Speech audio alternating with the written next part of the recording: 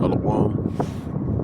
I want to give all praises, honor, and glory to Yahweh, Bahashem, Yahushai, Bahashem, Rachakodash. I want to give double honors to the apostles and elders of Great Millstone, because those are the men who I learned this truth from through the spirit and power of Yahweh, Bahashem, Yahushai. Yahweh is the true name of the God of Israel. Yahushai is who the world ignorantly calls Jesus Christ, but his one and only true name is Yahushai. And pretty much, the spirit been on me for months, really, to really want to start diving in deep into this topic of spiritual power, because the Bible is not a fictional book. The Bible is not a book of fables. Big grown men with kiddish imaginations talking about, having animal-like, God-like supernatural power. When you read in the scriptures, these men, they actually did these things that we read about. All right.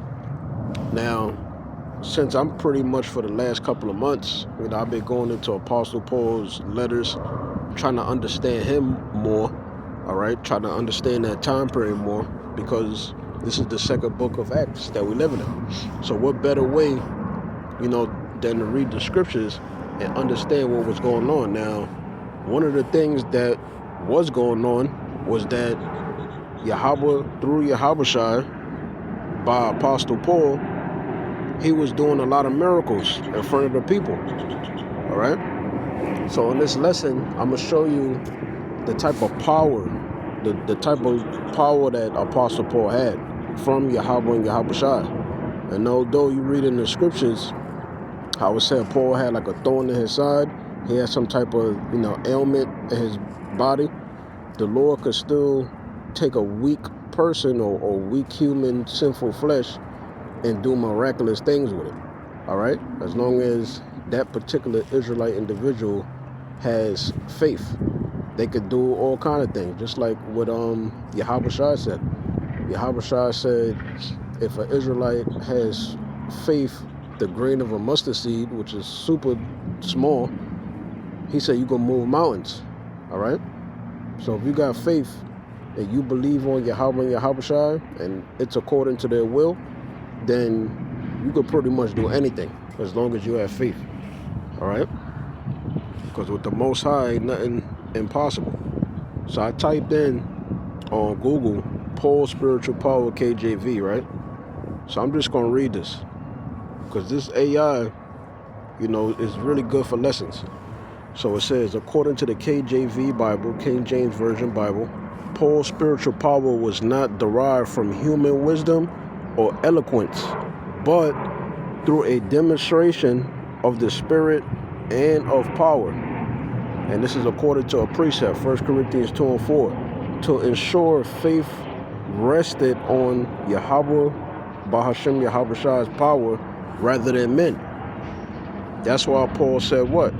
For even when I'm weak, I'm still strong. Because you got Yahweh and Yahushai on your side, right? It says, he operated in weakness and trembling, allowing divine strength to work through him, often manifested through miracles, signs, wonders, and the power of the Most High's grace. And what's grace? Grace is through the blood and sacrifice of Yahushai. We have mercy from the Heavenly Father, to where we're not held to that old covenant standard we can't keep in this sinful flesh, in these earthly bodies. Because no matter what, these bodies are going to do evil things, it's going to think wicked things. But this is according to the Most High's will, according to predestination. When you read Ephesians, the 1st chapter, and Romans, the 8th chapter. All right? Continuing on. It says, key aspects of Paul's spiritual power include reliance on the Spirit. Paul deliberately avoided persuasive intellectual words in favor of demonstrating the Spirit's power to strengthen the faith of believers, right? And who's the believers? The believers is the elect of the nation of Israel, all right? See, I got my phone on do not disturb, but text messages still want to pop up. Anyways, continuing on, right? It says power and weakness. Paul taught that divine power is perfected in human weakness, stating, "When I am weak, then am I strong." Yeah, that's what I was quoting. It says signs and wonders.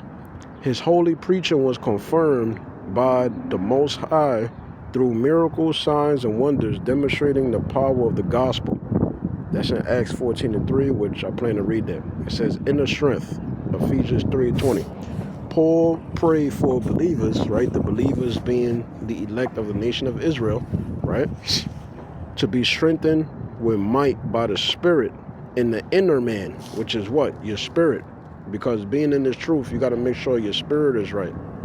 Continuing on, it said, drawn upon the power of the Most High that is able to do exceeding abundantly above all that we ask or think.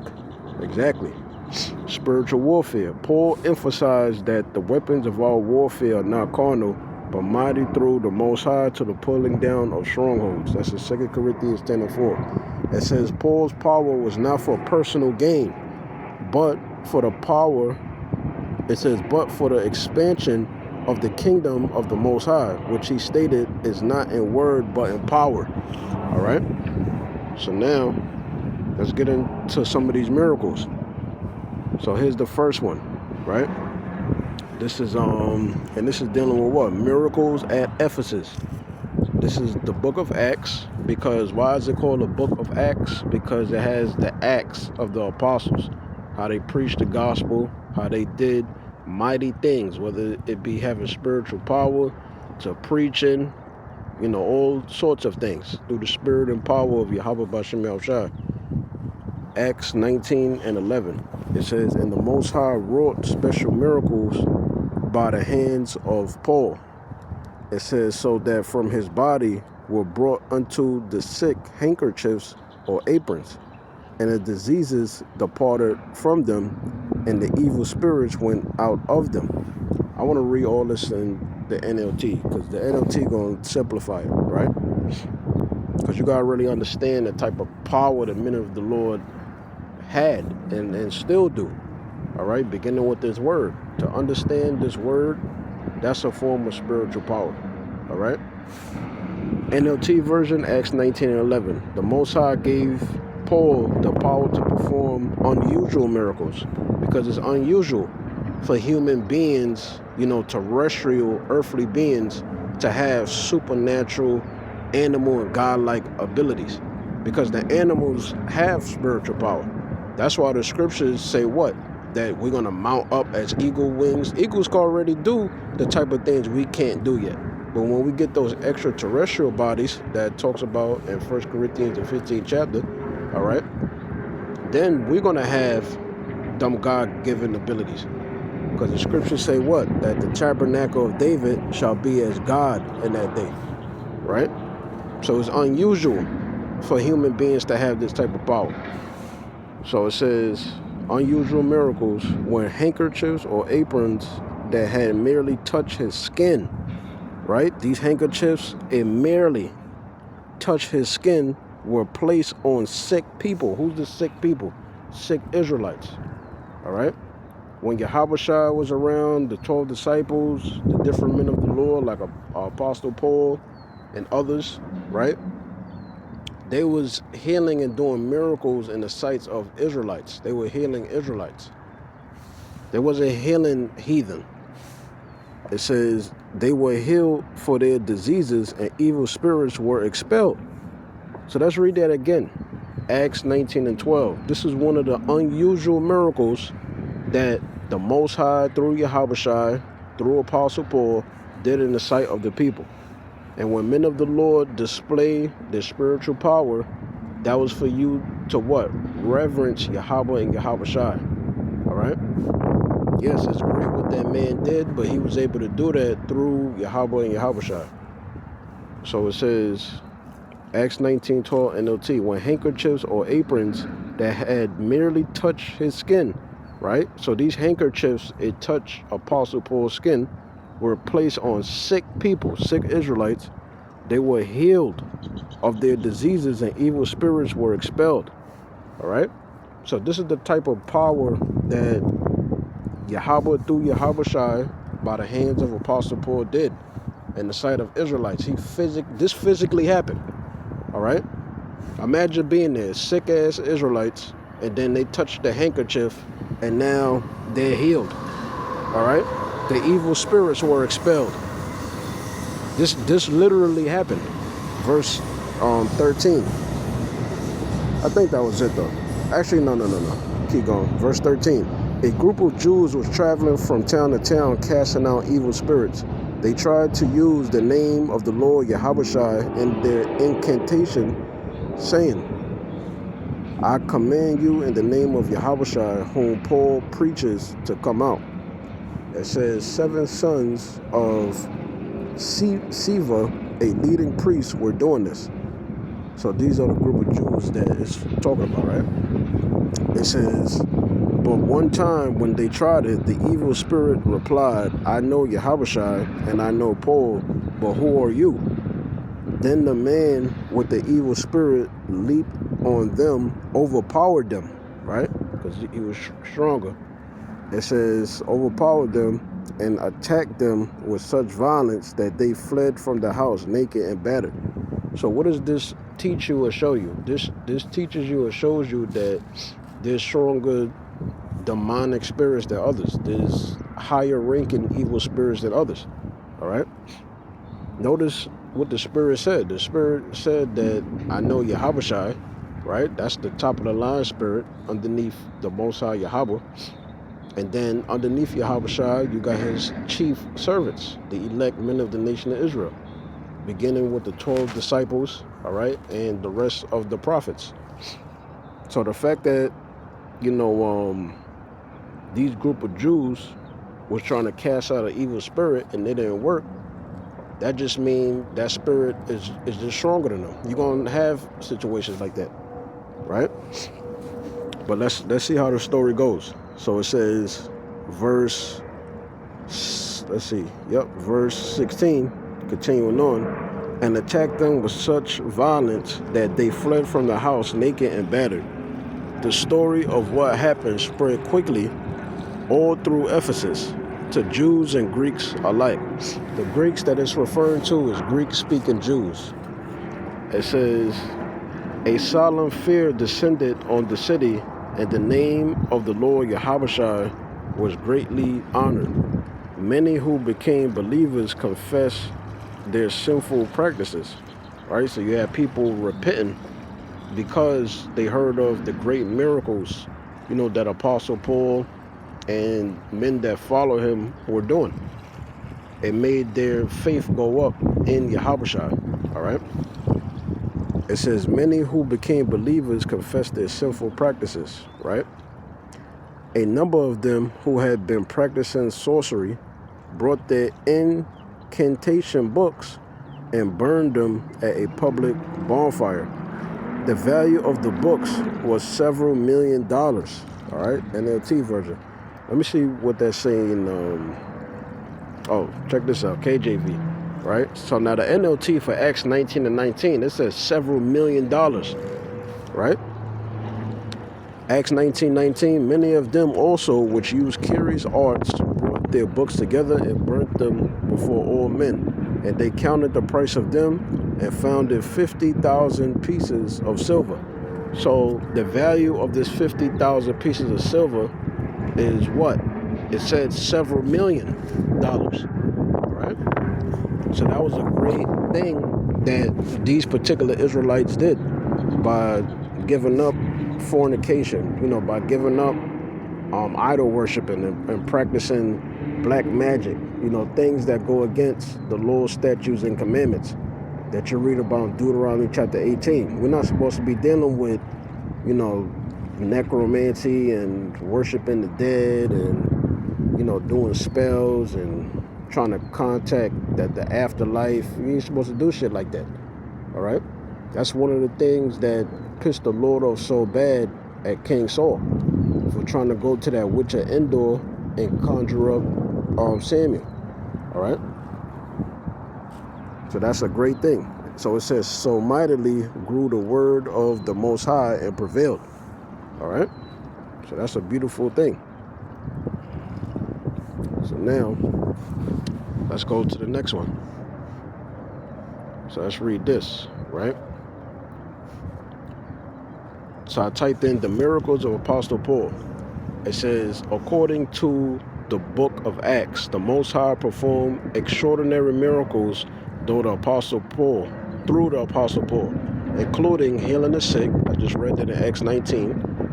Through transferred cloths, right? Scriptures say handkerchiefs and aprons. It says raising the dead. We're going to get there. Exorcising demons. Just finished reading that. And surviving a poisonous snake bite. We're going to get that too. It says his miracles were often used to validate his apostleship and message, such as in Ephesus and Malta. All right. Key miracles performed by Paul. It says healing via cloths. I just read that in Acts 19. Handkerchiefs or aprons that touch Paul's skin were taken to the sick, resulting in diseases, leaving them and evil spirits departing. All right. Next one, it says raising. Okay, I'm not going to botch that up because I can't really pronounce that word. But let's get the correct pronunciation. Let me see if they already got it. Oh, man. Let's see about here. One moment, y'all. Eutychus. Okay, Eutychus. All right. Raising Eutychus. Yeah, Eutychus, this was an Israelite. And that's in Acts, the 20th chapter, verses 9 through 12. It says a young man named Eutychus fell from a third-story window and died. Paul embraced him, bringing him back to life. All right, so he raised the dead. It says blinding Elamas, right? Elamas, also known as Bar Jesus, in Acts 13. I'm familiar with it because I did a video on it.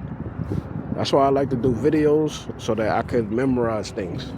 So Acts 13, verses 9 through 11. Paul calls Elamas, a.k.a. Bar Jesus, the magician, to be struck with temporary blindness for opposing the gospel.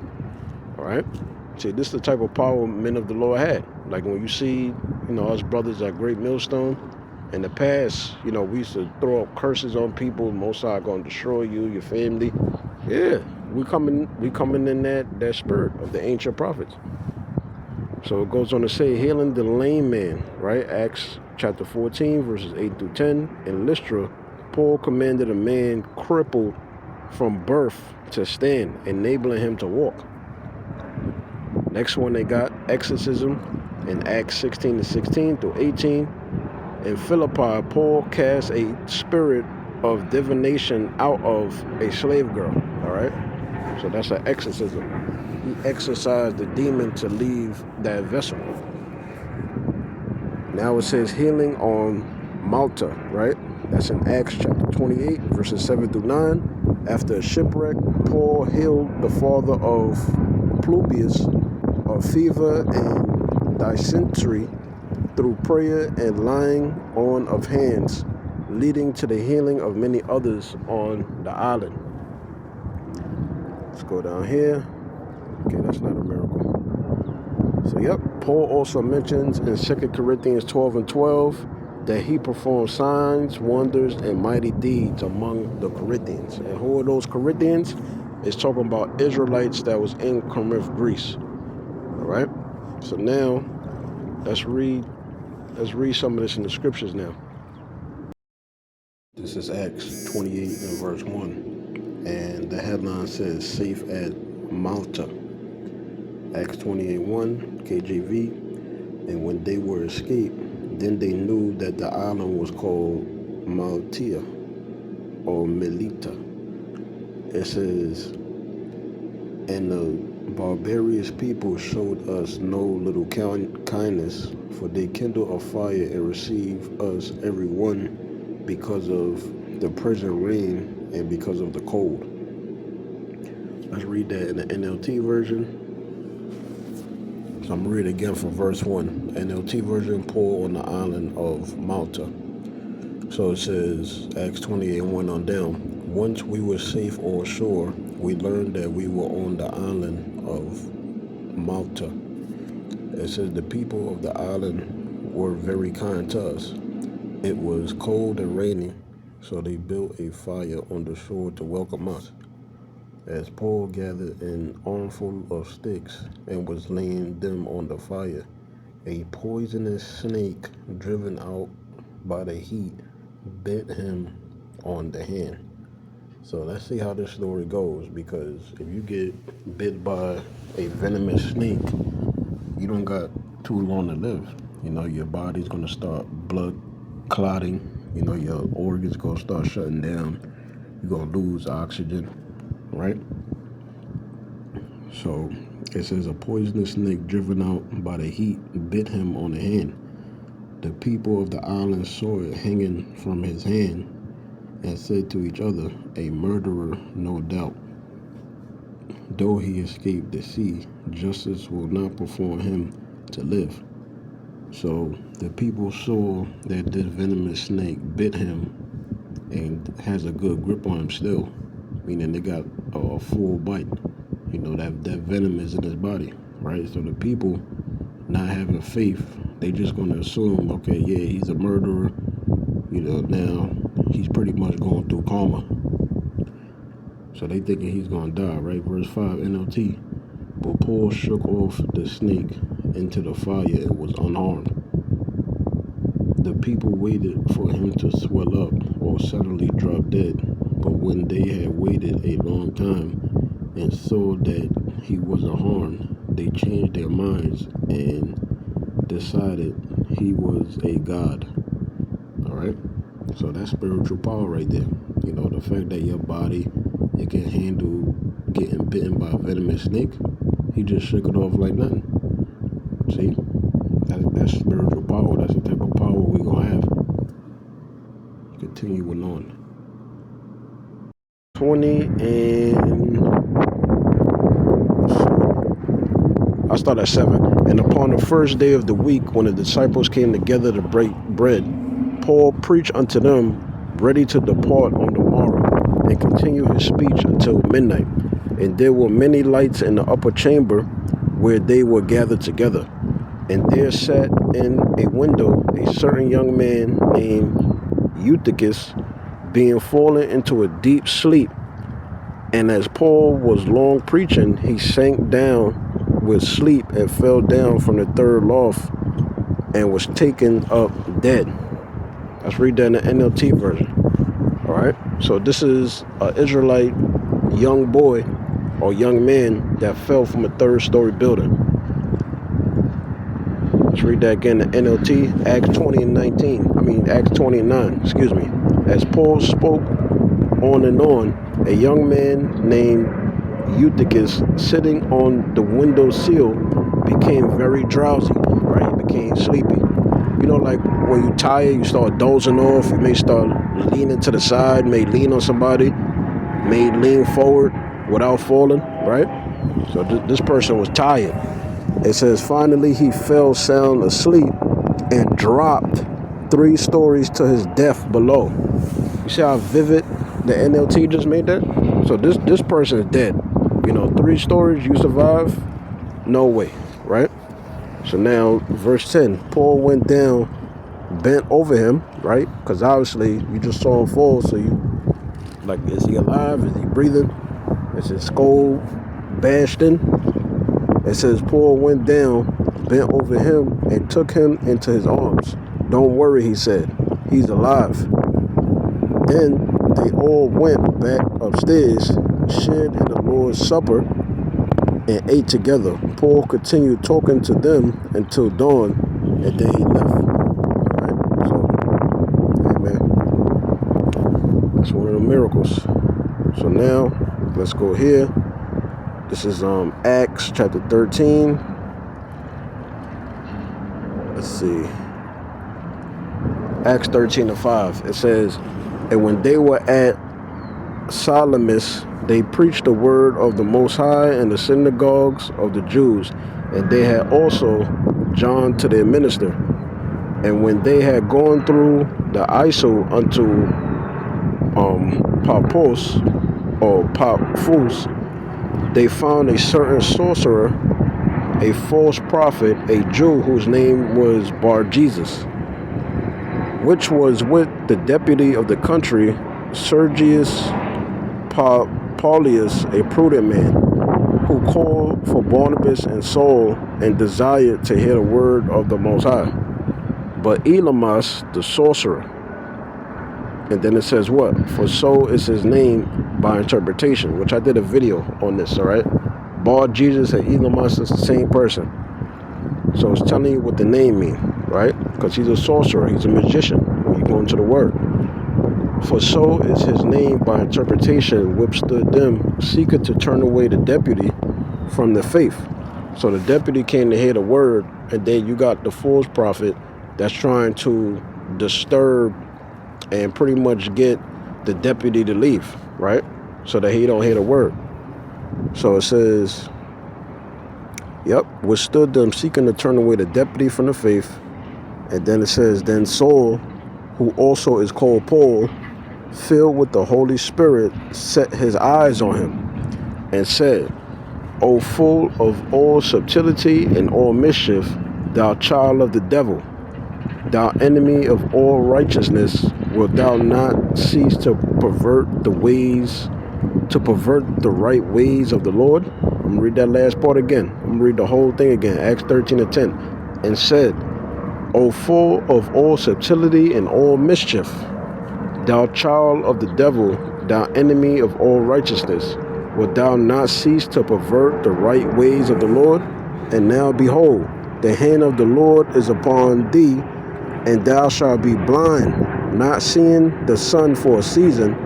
And immediately there fell on him a mist and a darkness, and he went about seeking some to lead him by the hand.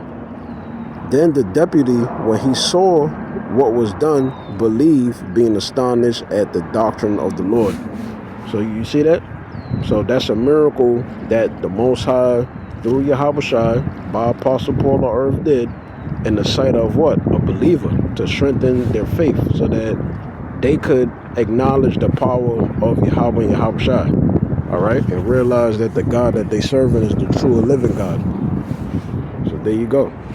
So now, let's get some more. So now, we're going to Acts 14, and hold on. So make sure, 8 through 10. All right, Acts 14, I may have to start up a little bit. Acts 14, and just gonna get to the point. Acts 14:6, it says, they were aware of it and fled unto Lystra, Derbe, cities of Lycaonia, and unto the region that lieth round about. And there they preached the gospel. And there sat a certain man at Lystra, impotent in his feet, being a cripple from his mother's womb, who never had walked. Right? So this is a person that was paralyzed. I'm gonna just read the NLT. This is Acts 14 and 8. It says, while they were at Lystra, Paul and Barnabas came upon a man with crippled feet. He had been that way from birth, so he had never walked. He was sitting and listening as Paul preached. It says, looking straight at him, Paul realized he had faith to be healed. See that? This is why Paul was able to do what he did, because it starts from within and then it come out. All right? He believed it and he did it through the spirit and power of Yahweh B'Shem, because he got the gift of faith through Yahweh to do what he did. Right? But it started with what? Faith. Just like when the Lord told Peter to walk on water, he started to sink. Why? Because he was doubting. Right? But when your faith was up there, you could do anything. So this is the NLT, Acts 14 and Acts 14 and 9. NLT. And listening as Paul preached, looking straight at him, Paul realized he had faith to be healed. So Paul called to him in a loud voice, "Stand up." And the man jumped to his feet and started walking. When the crowd saw what Paul had done, they shouted in their local dialect, right? Because they got an accent. It says, "These men are gods in human form." I'm going to read that in the KJV, Acts 14 and 11. It says, "And when the people saw," KJV version, "and when the people saw what Paul had done, they lifted up their voices, saying in the speech of Lycaonia," right? In that dialect, in that accent. I guess the people from here, they had a specific type of accent, how they talk, just like anywhere else in the world, right? "The gods are come down to us in the likeness of men." So, you're going to get certain people, they're going to be able to see, like, all right, Yahweh Shai allowed these men to perform these miracles to boost our faith, to bring a believer into the truth, right? And then you're going to have some people, they just going to think, they're going to think something supernatural or superstitious or something,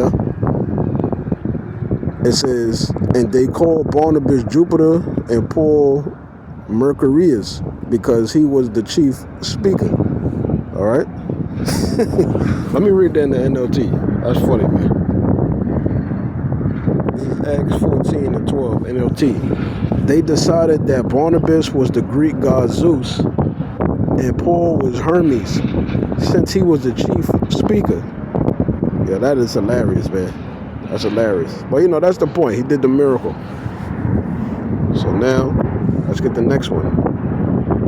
So this is Acts 16 and let's see.